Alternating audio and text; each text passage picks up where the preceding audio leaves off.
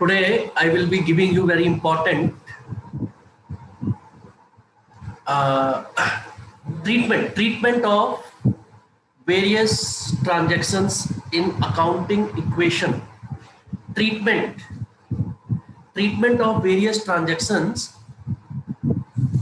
in accounting equation. Treatment का मतलब है, you must have noticed yesterday, each and every transaction has a twofold effect.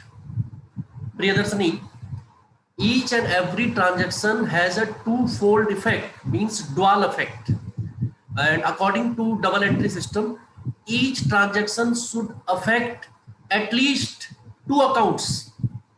Each transaction should affect at least two accounts. So when two accounts are affected, I will tell you in a particular transaction which two accounts will be affected and whether you have to add or subtract. Whether you have to add or subtract. See, in accounting equation, we are dealing with two sides. Assets, left hand side, is equal to liabilities plus capital, right hand side. Assets, left side, liabilities plus capital, right hand side. Now I ask you one very simple question. It is open for all. If we want to keep two sides equal, left hand side is equal to right hand side, what are the possible ways? ऐसे कौन कौन से तरीके हैं जिससे left hand side को right hand side के equal रखा जा सकता है? Suppose left hand side, asset side is 10,000, right hand side, liabilities plus capital is also 10,000. तो हम कैसे इन दोनों साइड्स को बराबर रख सकते हैं? Anyone? Sir, either we have to add on the both sides the same amount on the both sides, either we have to add or either we have to subtract the same amount from the both sides. Okay. Payal is saying we should add same amount on both sides. This is case number one. If we add same amount on both sides, total will always be same. 10,000 है दोनों तरफ, आपने दोनों side में 5,000 add कर दिए. 5,000 on the asset side, 5,000 on the liabilities side. दोनों side 15-15 हो जाएंगे. Both are equal. Or you can subtract same amount from both sides. Then also the two sides will remain same. Or addition or multiplication. Multiplication is repeated addition. Multiplication is repeated addition. अगर आप 10,000 5 बार add करें तो 50,000 हो जाता है, और अगर आप 10,000 को 5 से मल्टीप्लाई करें तो भी 50,000 हो जाता है. तो 5 बार 10,000 ऐड कीजिए या इंटू 5 कीजिए, एक ही बात है. तो एडिशन और मल्टीप्लिकेशन क्या होते हैं? सेम. वैसे ही सब्ट्रैक्शन और डिवीजन भी क्या है? Same. Division means repeated subtraction. तो ये चार चीजें तो सेम हो गई, यानी कि आप या तो ऐड कीजिए या आप सब्ट्रैक्ट कीजिए ऑन बोथ साइड, या फिर आप मल्टीप्लाई कीजिए या फिर आप डिवाइड कीजिए, कोई फर्क नहीं पड़ेगा दोनों साइड में, but with the same amount. और तीसरा वेरी इंपॉर्टेंट पॉइंट है, ऐड और subtract same amount from one side only. Add और subtract same amount from any one side only, either from left hand side or from the right hand side. This is also one very important case. इसका example कल हमने देखा था, purchased furniture for cash, या फिर कोई भी item जो आपने जो है suppose sold goods on credit. जैसे हमने परचेज किया फर्नीचर फॉर कैश, तो मनमीत अगर आप फर्नीचर परचेज करेंगे तो बिजनेस में फर्नीचर तो आ जाएगा और कैश आपके पास से चला जाएगा। सिंपल सी बात है। हर ट्रांजैक्शन को टू अकाउंट्स से रिलेटेड करके सोचना है, टू अकाउंट्स से रिलेट करके सोचना है। Every transaction you should think of two accounts. आप ये नहीं सोचे कि आप बाजार से सामान लेने गए और आप सामान लेके आए तो आप कहें कि मेरे 5,000 रुपए खर्च हो गए। आप 5,000 रुपए में फोकस कर रहे हैं, आप उस चीज को भूल गए जो आप लेके आए। आप कपड़े लेके आए हैं, आप फर्नीचर लेके आए हैं, आप एक फोन लेके आए हैं। You should also remember that something has come in and some other thing has gone out. So every transaction will affect at least two accounts, at least minimum two accounts. दो से ज्यादा भी हो सकते हैं, but minimum two accounts. तो आप अपनी कॉपी में 3 कॉलम बना लीजिए, 3 कॉलम, 3। पहला कॉलम ट्रांजैक्शन, दूसरा कॉलम असेट साइड, तीसरा column liability plus capital.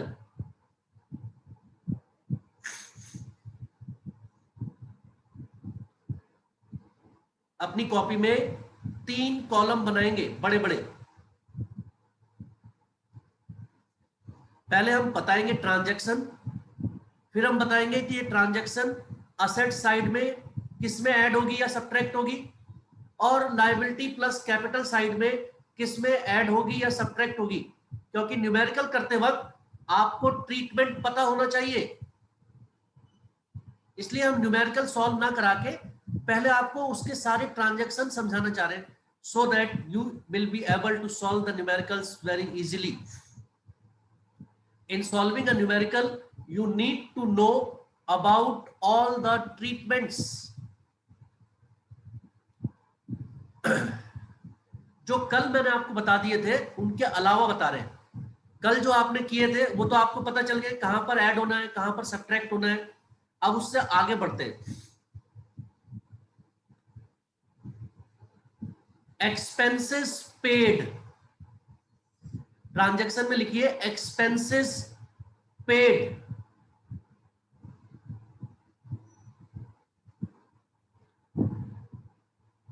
expenses paid,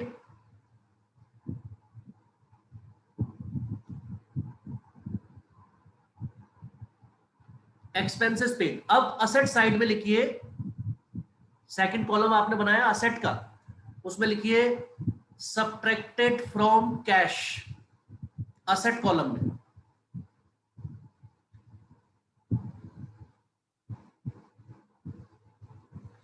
third column में लिखिए added to capital,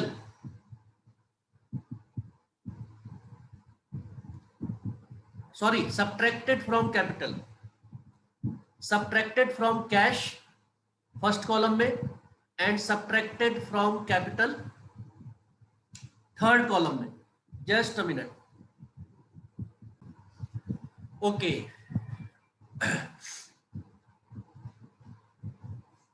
so first transaction expenses paid. अब देखो इन एक्सपेंसेस में मैंने आपको एक जनरल ट्रांजैक्शन लिखवा के उसका ट्रीटमेंट लिखवा दिया। अब एक्सपेंसेस पेड में तो बहुत सारे एक्सपेंसेस होते हैं। आप मुझसे ये नहीं पूछेंगे बार बार सर आपने वेजेस पेड का तो बताया नहीं था, सैलरी पेड का नहीं बताया आपने, आपने कमीशन नहीं बताया, आपने रेंट नहीं बताया, वो सारे आ गए इसमें। सैलरी पेड, मैं आपको एक्सपेंसेस भी कुछ नोट करा देता हूँ, आप नोट कर लीजिए। सैलरी जो नॉर्मल आएंगे आपके क्वेश्चंस में, सैलरी, वेजेस, वेजेस होती है जो हम डेली वर्कर्स को देते हैं, सैलरी होती है जो हम मंथली देते हैं, ये हमेशा एक्सपेंसेस में ही आएंगे। Carriage, cartage, CARRIAGE carriage, cartage CARTAGE cartage, ये सामान को लाने ले जाने का किराया होता है। Freight FREIGHT freight. Sarthak note करो।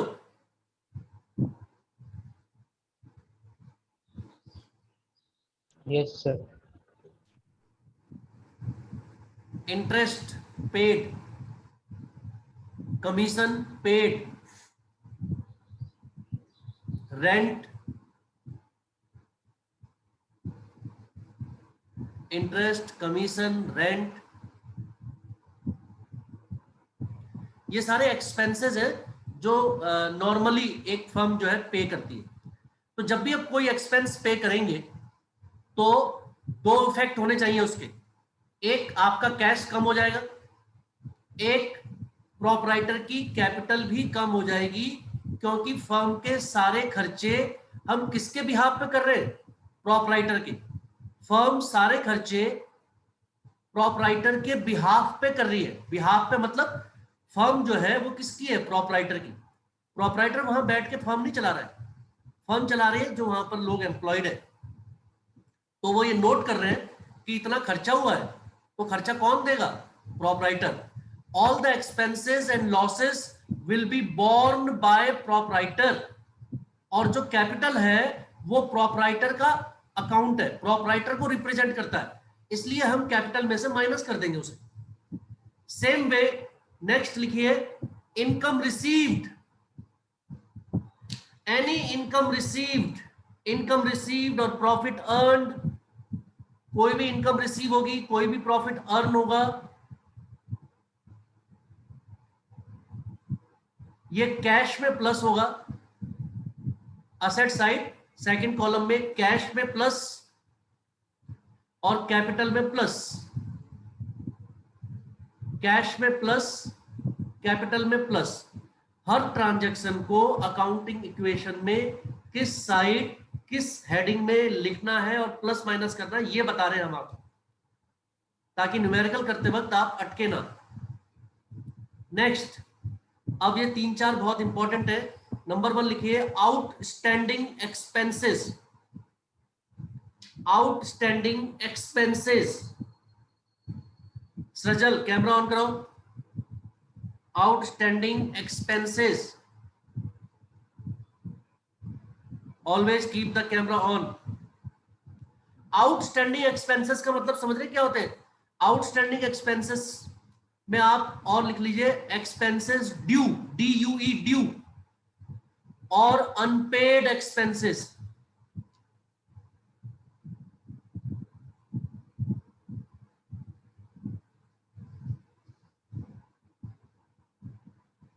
अनपेड मींस एक्सपेंसेस जो अभी फर्म ने पे नहीं किए, जो उसने पे करने अभी। आपने कहीं से सामान लिया, पैसे नहीं दिए अभी तक, कोई सर्विस ली, पैसे नहीं दिए अभी तक, राइट? जो आपके ऊपर ड्यू हो गया है। जैसे हम कहीं पर किराए पे मकान में रह रहे हैं और अभी तक हमने उसकी 2 महीने हो गए पेमेंट नहीं करी है, तो हमारे लिए वो जो वेजेस है, सॉरी रेंट है, मकान का जो रेंट है वो क्या हो जाएगा? आउटस्टैंडिंग। हम उसको लिखेंगे आउटस्टैंडिंग रेंट। तो आउटस्टैंडिंग रेंट जो है वो लायबिलिटी होती है। आउटस्टैंडिंग रेंट क्या होती है? लायबिलिटी।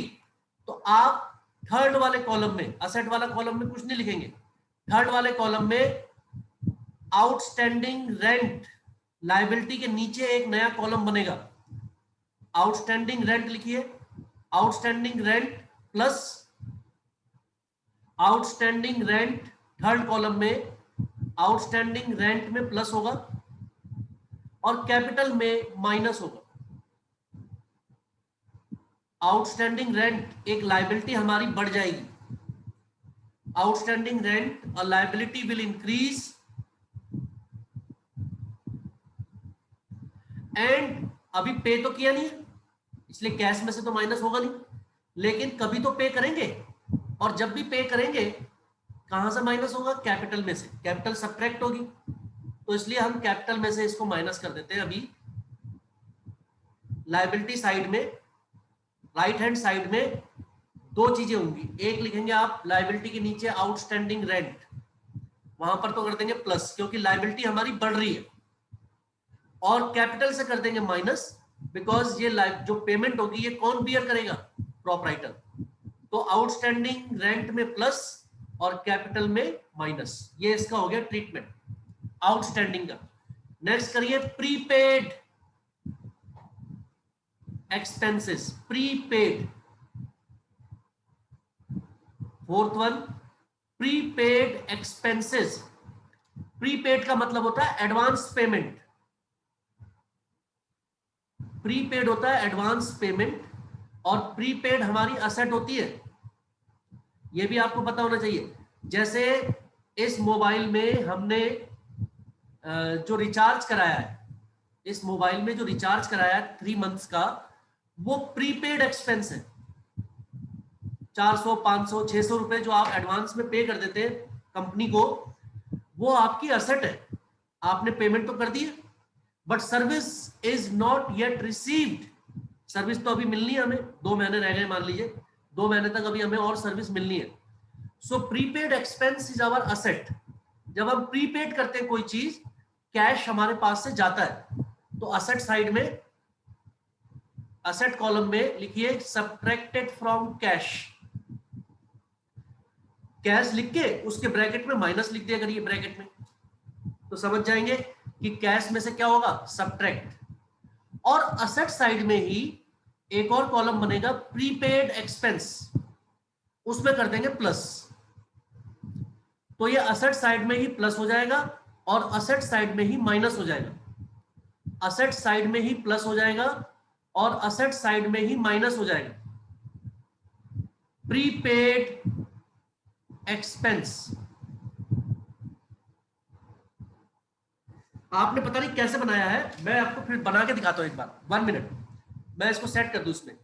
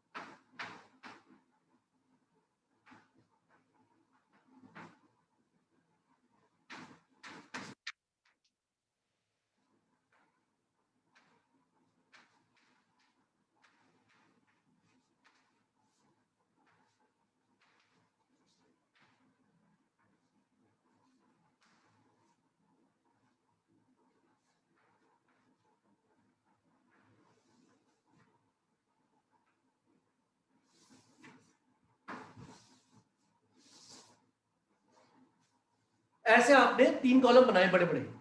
ट्रांजैक्शन हमने बोली आपकी, अभी ये कौन सी होगी, प्रीपेड।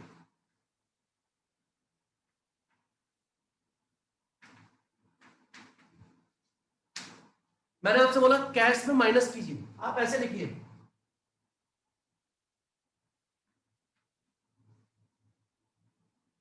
फिर मैंने कहा इसी में एक और कॉलम बनेगा,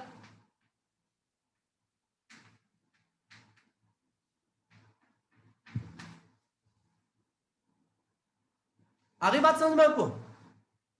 जब भी प्रीपेड एक्सपेंस होगा, आपने प्रीपेड एक्सपेंस, प्रीपेड रेंट वहां पर लिखा है 10,000, आप असेट साइड में कैश के नीचे 2 कॉलम बनेंगे, बना ही होगा पहले से, कैश तो पहले से ही बना होगा वहां पर। आप एक और कॉलम बनाएंगे प्रीपेड एक्सपेंस असेट साइड में। अभी जैसा आउटस्टैंडिंग वाला बताया था आपको, आउटस्टैंडिंग एक्सपेंस, तो मैंने आपसे कहा था लायबिलिटी में आप जो है क्या करेंगे, आउटस्टैंडिंग एक्सपेंस बनाएंगे लायबिलिटी के नीचे, तो आप यहां पर बनाएंगे ऐसे,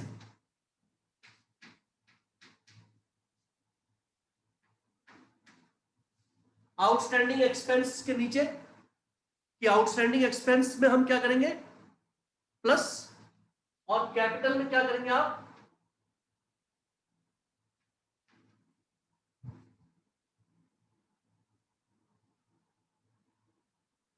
यहां पर आप लिख सकते हैं आउटस्टैंडिंग एक्सपेंस चाहे तो माइनस। अब क्लियर हो रहा है।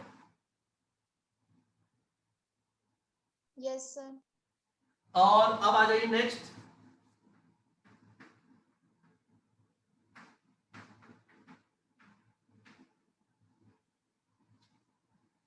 Accrued income. एक्रूड इनकम को कहते हैं income earned but not received. Income earned but not received. कोई एग्जांपल दे सकता है मुझे इसका?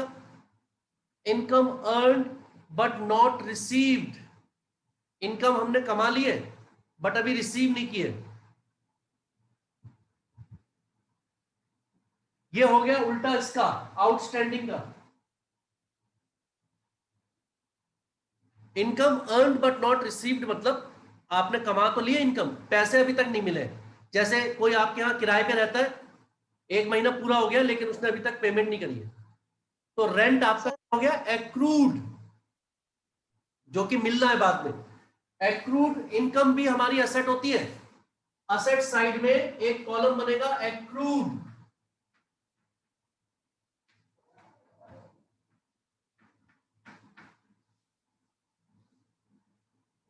असेट में एक कॉलम बनेगा नया, एक्रूड इनकम, वो हमारी असेट होती है और कैपिटल में प्लस हो जाएगा।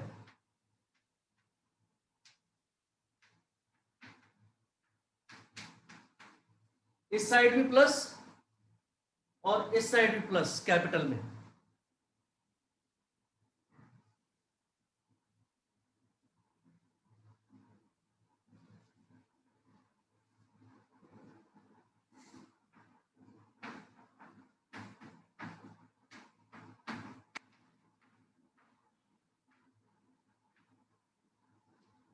फिर नेक्स्ट है income received in advance.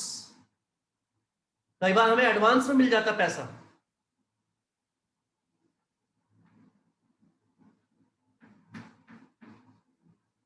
Advance में जब पैसा मिलेगा तो कैश, कैश में plus, because we will receive money in advance.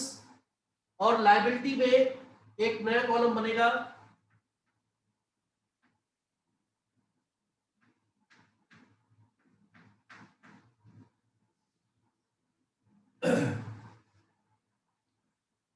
जो भी चीज हमें एडवांस में मिली है वो हमारी लायबिलिटी है।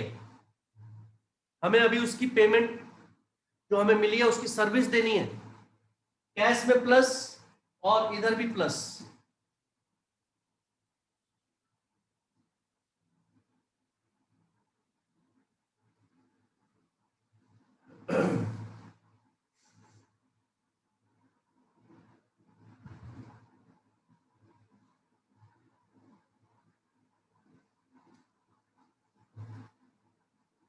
So this is all for today. ये जब आप न्यूमेरिकल करेंगे, न्यूमेरिकल 2, 3, प्रैक्टिकल क्वेश्चन करना स्टार्टिंग से बिल्कुल, डोंट लीव एनी। जो भी ट्रांजैक्शन आपको समझ में ना आए you can ask with the help of these, और जो हमने कल किए थे you should be able to do 4 or 5 numericals very easily. In case of any doubt you ask me, okay? In the next class also you can ask. Business वाली class में भी आप पूछ सकते हैं, 5-10 minute I will give you, okay? We will continue some portion in business class also and you can ask me there. Numerical line से लेकिन solve करेंगे। जब आप मुझे बताएंगे कि सर मैं 4th पे हूँ, 5th न्यूमेरिकल पे हूँ, 7th पे हूँ, तो it will make me understand that these many transactions you have done, because I know in which question, up to which question, which transactions are there. तो अगर आप मुझसे कहते हैं सर मैं 10th न्यूमेरिकल पे हूँ, इसका मतलब 1 to 9 न्यूमेरिकल्स आपने पूरे कर लिए हैं, इसका मतलब आपने वो सारी ट्रांजैक्शंस कर ली हैं जो 1 to 9 में है। So don't leave any question, do each and every question, each and every transaction. कोई भी ट्रांजैक्शन अगर आपकी छूट गई तो इसका मतलब न्यूमेरिकल में आप फंस जाएंगे। जब तक आपको वो सारी ट्रांजैक्शन ना आ जाए जो आपके न्यूमेरिकल में है, तब तक आपका चैप्टर चलता रहेगा। जब आपको क्वेश्चंस ऐसे आने लगे जिसमें आपको लगता है कि सारी ट्रांजैक्शंस मुझे आती है या ये रिपीट हो रही है बार बार, then it means that you have done all the transactions and you have completed the chapter well. Okay, so be very rigorous, consistent, and don't leave anything. Thank you. God bless all of you.